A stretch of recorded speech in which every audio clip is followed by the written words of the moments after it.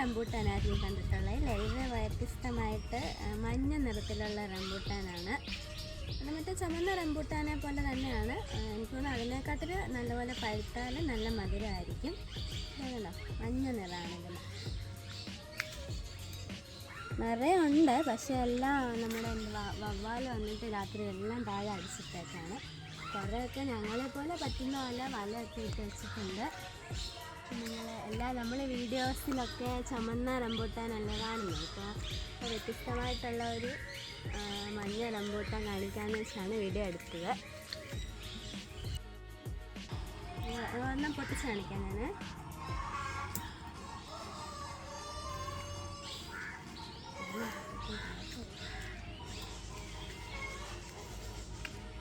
Same colour തന്നെയാണ്, അതിൻ്റെ പുറത്ത് മാത്രമേ ഉള്ളൂ ഒരു വ്യത്യാസം എന്ന് പറയുന്നുണ്ടോ. സെയിം തന്നെയാണ്.